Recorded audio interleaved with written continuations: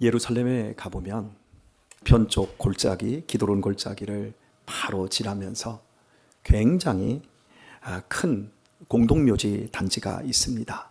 우리나라처럼 푸른 잔디로 되어 있지 않고 이렇게 비석과 또 그 무덤 그 주변이 모두 회를 칠해서 하얗습니다. 그 공동묘지는 세상에서 가장 비싼 땅입니다. 우리 서울에 있는 강남이라든지 서울 중심가 사대문 안에 있는 땅들이 한 평에 1억도 호가한다 하는 땅들이 있지 않습니까? 그런데 그런 땅들은 살아있는 사람들을 위해 있는 땅인데 그쪽은 공동묘지인데도 그 정도의 땅값이 있고 그리고 일반인들은 거의 못 들어갑니다. 지금까지 거기에 묻힌 사람들은 정말 어마어마한 사람들, 왕족들 이런 분들이 들어갔습니다. 사람들이 그 공동묘지에 묻히는 게 소원입니다. 왜 그럴까요? 예수님께서 다시 오실 때 바로 그곳으로 오실 때 무덤에서 그 몸이 부활하여 공중에서 예수님을 영접하는 가장 좋은 자리이기 때문에 그렇다라는 겁니다. 그곳에 여행을 갔던 한국인 관광객이 있었는데 그 아내가 심장마비로 예루살렘에서 세상을 떠났습니다. 너무 안타깝게 생각한 이스라엘 정부에서 이 사람을 이곳에 와서 성지순례해서 죽었으니 당신에게 특별한 위로를 전하기 위해 혜택을 드리려고 합니다. 예루살렘에 이 성지에서 장사 지내고 묻힐 수 있도록 해드리겠습니다. 그 비용은 150만 원입니다. 그리고 그게 싫으면 그냥 대한민국으로 운구해 가십시오. 대신에 비행기로 가게 되어지면 500만 원입니다. 어떻게 해야 될까요? 이 남자가 생각도 안 하고 데리고 가겠습니다.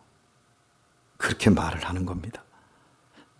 그 좋은 제안에 이스라엘 정부에서 특별히 생각해서 성지순례에 와서 성지에서 죽고 성지에 묻히는 게 영광이지 않겠습니까? 그런데 데려간다라는 거예요.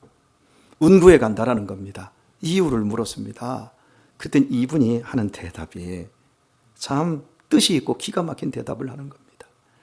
여기 오래전에 여기에 묻었더니 3일 만에 살아난 사람이 있는데 내 아내를 여기다 묻으면 살아날 것 같아서 그래서 불안해서 데리고 운구에 가겠습니다. 조크라는 것을 여러분 눈치채셨습니까? 남편과 아내, 특별히 남편이 아내에 대해서 굉장히 부담을 많이 가졌고 그 죽은 것이 오히려 이 남편에게 더 좋았던 모양입니다. 여러분, 살았을 때 잘 사십시오. 예, 살아있을 때 잘 해주시길 바랍니다. 꼭 죽은 다음에 후회하고 또 죽고 나서 삥긋이 웃으면 안 됩니다. 예, 다 유명한 남자들 여기 정말 많아요. 제 아내는 저한테 그럽니다. 여보, 나 죽으면 당신 빨리 결혼해라. 말 안 해도 난 할 거야. 전 그렇게 얘기합니다.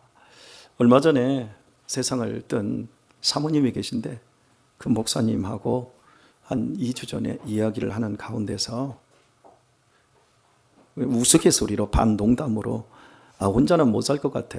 그 교회에 좀 좋은 과부 없어? 이렇게 얘기를 해요. 반 농담인데 뼈가 있어요. 여러분 누구도 믿지 마세요. 내 아내는 내 남편은 안 그럴 것이다. 그런데 사람이 막상 그 현실에 닥치면 생각이 달라집니다. 여하튼 다시 앞으로 가서 아내가 살아날까 봐 오래전에 한 젊은이가 땅에 묻혔다가 3일 만에 살아난 적이 있지요. 그분이 누구지요? 예수님입니다. 인류 역사에 죽었다가 부활하신 것, 그냥 소생한 게 아니에요. 회생하고 소생했다 다시 다 죽어요. 그런데 예수님은 완전히 부활하셨습니다. 그리고 죽지 않으시고 승천하셨습니다. 그분을 믿는 자마다 새로운 생명을 얻습니다. 그분이 어디 있느냐? 증명해봐라. 저는 제 친구들이 저한테 그럽니다. 야, 하나님이 있는 거 증명 한번 해봐라. 그럼 내가 믿겠다. 그러면 저는 이렇게 말합니다. 야, 하나님이 없다라는 걸 네가 한번 증명 한번 해봐라. 그럼 내가 하나님 안 믿겠다. 아무것도 이 세상에 온전한 것은 없습니다. 뭘 어떻게 증명합니까? 이 아내와 관계가 별로 안 좋았던 이 한국 남성이 그래도 예수님의 부활만큼은 믿고 있는 거예요. 놀라운 믿음이죠? 자, 그런데 이분은 부활을 믿고 있는데 부활을 살지는 않습니다. 하나님의 존재를 믿고 있지만 하나님의 존재를 내 삶으로 끌어들여서 그 하나님의 말씀대로 그분의 뜻대로 살며 그분과 교제하며 사는 얘기는 다른 얘기입니다. 어떻습니까? 우리는 예수님을 믿습니다. 믿음은 단순히 믿음을 가졌다라는 것이 아니라 믿음으로 사는 것을 믿는다, 그렇게 말하는 겁니다. 믿음은 반드시 신뢰가 있어야 됩니다. 신뢰하지 않고 어떻게 믿음이 생깁니까? 여러분, 덮어놓고 믿어야 됩니까? 열어놓고 믿어야 됩니까? 눈 감고 믿어야 됩니까? 눈 뜨고 믿어야 됩니까? 여러분, 믿음에는 반드시 회의가 있어야 됩니다. 이게 정말 아닌 것 같아.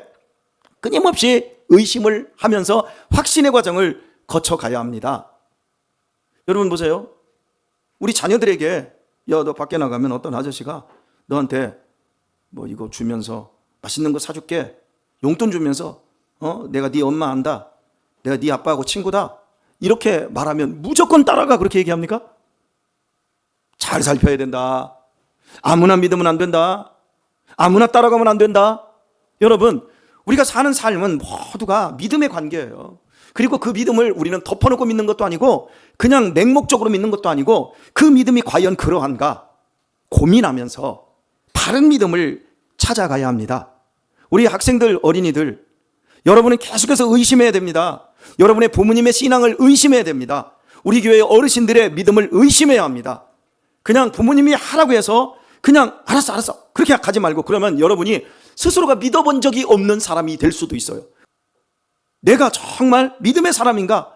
나는 정말 믿고 있고 나는 믿음으로 살고 있고 나는 하나님의 말씀이 선포되면 믿음으로 반응하고 있는가? 우리 자신들을 돌아봐야 합니다. 제가 여러분들에게 믿음에 대해서 의심할 수밖에 없는 이야기를 지금 하는 이유는요, 여러분, 믿음은 진짜이기 때문에 그렇습니다. 믿음은 진짜입니다. 그런데 믿음을 내가 진짜를 경험하지도 못하고 믿는다라고 하는 생각 속에 그냥 살다 보면 세월을 이기지 못합니다. 오늘 읽은 본문의 말씀은 우리에게 그러므로 너희가 그리스도 예수를 주로 받았으니 그 안에서 행하되 말씀합니다. 예수님을 나의 주님으로 받았습니다. 우리 모두의 주인은 예수님이십니다. 나의 주인은 예수님이십니다. 저는 이 질문을 여러분에게 던지면서 제가 오늘 차 타고 집에서 여기까지 나오면서 예수님, 나의 주인이 되어주셔서 감사해요. 그동안 살아오는 내 인생 속에서 내가 27살 때부터 지금까지 예수님을 나의 주인으로 삼고 예수님의 말씀에 순종하려고 하고 예수님의 뜻에 복종하려고 하고 예수님을 기쁘게 하려고 하는 그 삶의 분투를 하면서 예수님, 제 삶을 보셨지요? 예수님, 저는 이제 제 몸이 감당하지 못할 만큼 피곤할 때도 있고 연약해지고 있고 정신도 흐릿해지고 있고 약해지고 있어요. 나의 주인이신 예수님, 오늘 저녁에도 저에게 은혜를 부어주시사 정말 피곤과 인생의 아픔과 여러 가지 절망과 여러 가지 인생의 고뇌 속에 있는 사랑하는 성도들이 살겠다고 주님 전에 올 때 주님, 나의 주님께서 말씀해 주시고 주님께서 책임져 주세요. 저는 오늘 1시 반에 일어났어요. 어제도요 10시 반에 자가지고 1시 반에 일어나서 하루 종일 머리 한번 못 붙이고 일하고 막 서류 정리하고, 그러다가 저는 저도 감당할 수 없을 만큼 지금 힘이 들어요. 주님, 주님께서 해주셔요. 주님께서 역사해 주셔야 돼요. 여러분, 우리의 믿음의 핵심은 예수님이 나의 주인이 되시는 겁니다. 예수님은 십자가에서 나를 위해 죽으셨습니다. 그리고 나에게 영원한 생명을 주시고자, 영원한 천국을 주시고자 예수님은 부활하셨습니다. 그리고 그분은 지금도 살아서 역사하십니다. 그래서 우리에게 말씀합니다. 그리스도 예수를 주로 받았으니 그 안에서 행하되 예수님 안에서 사시길 바랍니다. 예수님 안에서 행하며 사시길 바랍니다. 그 안에 뿌리를 박으며 말씀합니다. 여러분, 뿌리를 박는다라는 것. 식물이 왜 뿌리를 박아요? 살려고. 식물의 생명은 뿌리에 있습니다. 겉은요 아무리 멀쩡하고 건장해도 뿌리가 튼실하지 못하고 뿌리가 영양분을, 뿌리가 생명수를 만나지 못하면 그 나무는, 그 식물은 금방 고사하게 되어 있습니다. 그 안에 뿌리를 박으며 예수 그리스도의 십자가와 부활 위에 뿌리를 박으며 예수 그리스도께서 나를 주인 삼아 주신, 나의 주인 삼아 주신 그 놀라운 은혜에 내 인생에 뿌리를 박으며 거기서 세움을 입어 그 안에서 서라는 겁니다. 그리고 교훈을 받은 대로 믿음에 굳게 서서 무엇을 넘치게 하라? 감사함을 넘치게 하라. 할렐루야. 여러분, 제가 살아보니까요, 감사하는 사람이 가장 크게 쓰임 받더라고요. 감사하는 사람이 축복을 받더라고요. 감사하는 사람이 끝까지 가더라고요. 그런데 정말 제가 주변에서 이 감사 많이 하는 사람들 보면 그분들의 삶이 행복하다라는 걸 제가 느낄 수가 있어요. 그리고 감사하는 사람들이 축복을 받아도 더 크게 받더라고요. 그리고 감사하는 사람들은 끝까지 갑니다. 감사한 사람들은 시험도 이기고 역경도 이기고 환난도 이깁니다. 근데 감사하지 않는 사람들은 아주 작은 것에도 넘어집니다. 우리 감사하셔야 됩니다. 자, 우리 홍관아, 네 인생의 뿌리는 어디에 있어? 돈? 지금 내 인생의 뿌리는 어디를 향해 가고 있습니까? 우리 어린이들, 우리 학생들, 여러분의 인생의 뿌리는 지금 어디로 향해 가고 있습니까? 나는 지금 어디로 내 인생의 뿌리를 깊게 지금 들어가려고 하고 있어요? 학교? 지식? 무엇을 향해서 여러분의 뿌리가 가고 있나 보세요. 홍관아, 목사님도 막 뿌리가 막 돈으로 가려고 그래. 우리는 뭐 하나는 쫙 뿌리를 내려가지고 막 돈을 끌어들일 수 있는 그곳에 뿌리를 박으면 좋을 것 같아. 하나는 쭉 내려가지고 믿음에 뿌리를 막 박으면 좋을 것 같아. 그래서 양쪽으로 쭉쭉 빨아서 내가 하나님의 나라를 일구며 멋지게 쓰임받고자 하는 그 욕망이 우리 안에 있어요. 맞지요? 그거 없다고 하지 마세요. 그건 다 거짓말이니까. 우리에게 그게 다 있단 말이에요. 여러분, 돈의 뿌리가 있다는 거 나쁜 거 아니에요. 부자가 되는 거 나쁜 거 아니에요. 성경은 부자가 되는 걸 우리에게 저주하지 않아요. 부자가 되었는데 자기만 잘 먹고 잘 사는 일에, 더 많이 모으는 일에 혈안이 되어서 정말 믿음을 키우지 못하고 믿음에 서지 못하고 나누지 못하고 베풀지 못하는 그것을 질책하고 있지요. 여러분, 달란트 비유 보세요. 한 달란트, 두 달란트, 다섯 달란트 비유를 하지 않습니까? 한 달란트 그대로 가지고 있던 사람은 칭찬 못 들었습니다. 두 달란트, 다섯 달란트 열심히 일해가지고 그 배를 남긴 사람들, 그리고 결국은 그 달란트 비유의 그 뒤끝에 무엇이 나옵니까? 네가 가난하고 헐벗고 병든 자 돌아보지 않은 것이 나한테 안 한 것이다. 여러분, 여러분의 삶 속에서 이 세상에 있는 그 좋은 것들도 많습니다. 다 하나님께서 주신 것들이에요. 그것들을 가지고 뿌리를 박아서 거기서 영양분을 받아서 사람이 크면 그 예수님 안에서, 예수님이 주인 되신 그 삶, 그 안에서 바르게 세워지기를 축복합니다. 그런데 예수님에게는 뿌리를 안 두고 예수님 안에서 서지 않고 예수님 안에서 믿음으로 살지는 않으면서 돈에만 깊게 뿌리 박아 놓고 거기서 영양분 빨아먹으면서 자기 혼자 잘 먹고 잘 살고 자기 이기적인 가족 집단이 되어가지고 속박가족이 되어가지고 내 새끼만 잘 먹고 잘 살면 되고 3대 4대 5대 끝까지 이렇게만 잘 먹고 잘 사는 것이 축복이라고 믿는 사람들, 이게 문제가 되는 겁니다. 우리는요, 이 삶의 가치 전도가 일어나야 돼요. 오늘 말씀을 맺으면서 10년대 코카콜라가 여러분 중동에서도 굉장히 많이 팔렸습니다. 그런데 세계에서 제일 안 팔린 곳이 코카콜라가 중동 지역이에요. 왜 중동 지역에서 코카콜라가 안 팔렸는가? 그걸 이제 분석을 하는데, 중동 지역에 파견되어서 초창기에 엄청난 광고 비용을 들였는데 광고 전략이 잘못되어서 나쁜 시선이, 나쁜 습관이, 이제 코카콜라에 대한 선입견이 선 것 때문에 중동에서는 코카콜라가 실패를 했답니다. 그게 뭐였냐면 중동 지방은 굉장히 덥습니다. 더운데 갈증이 많이 나잖아요. 그래서 이 전광판, 큰 전광판을, 정말 이 건물만한 이런 전광판을 3개를 임대를 한 거예요. 그리고 그 한 면에다가 사막에서 헐떡이면서 막 땀 줄줄 흘리면서 곧 지쳐 쓰러져 죽을 것 같은 한 남성의 사진 그림을 그린 거예요. 그리고 거기서 조금 왼쪽으로 이렇게 가면 또 큰 전광판에 그 남자가 코카콜라를 딱 들고 쫙 마신 거예요. 그럼 얼마나 시원하겠습니까? 그리고 나서 조금 더 가서 큰 또 그 건물에 마지막으로 이 죽어가던 갈증에 허덕이던 남자가 코카콜라를 마셨고 거기에서 힘이 나가지고 펄쩍 뛰어오르는 이 사진을 그려놓은 거예요. 그 사람들이 이걸 보면 뭐 아랍어도 통하지 않고 뭐 언어의 장벽, 문화의 장벽을 넘어서 한번 딱 보면 목마를 때, 갈증을 느낄 때 코카콜라를 마시면 힘이 난다 메시지가 나오잖아요. 그지요? 근데 그걸 봤는데 하나도 안 팔리는 거예요. 전혀 안 팔리는 거예요. 여러분, 이 광고판, 건물 외벽에 이게 엄청나게 돈이 들어간 거예요. 이런 광고판을 중동 지역, 아랍에미리트라든지 잘 사는 나라, 쿠웨이트 이런 나라들에 이게 한두 개를 만든 게 아니에요. 이런 걸 각 도시마다 코카콜라가 전략적으로 도시마다 했으니까 돈을 얼마나 썼겠습니까? 천문학적인 돈을 쏟아부은 거잖아요. 그런데 하나도 안 팔리는 거예요. 근데 그 이유를 몰랐어요. 여러분, 우리는 그림을 어떻게 보죠? 왼쪽에서 이렇게 봅니다. 왼쪽에서 본단 말이에요. 이렇게. 그런데 중동 사람들은 그림을 오른쪽에서 본대요. 그러니까 서양 사람들이 자기의 사고를 가지고 왼쪽서부터 그림을 이렇게 놓으니까 어때요? 자기들은 지쳐 쓰러져 죽어가는 사람이 헐떡이고 있다가 코카콜라를 보고 눈이 뒤징그려가지고 한 번 마셨더니 힘나니까 펄쩍 뛰는 그림을 붙여놨지. 누구나 이 그림을 보면서 이게 메시지가 나가는 줄 알았는데 이 사람들이 거꾸로 보는 거예요. 거꾸로 보여. 멀쩡하게 막 팍 뛰던 사람이 코카콜라를 마시더니 저기서 다 죽어가는 거야.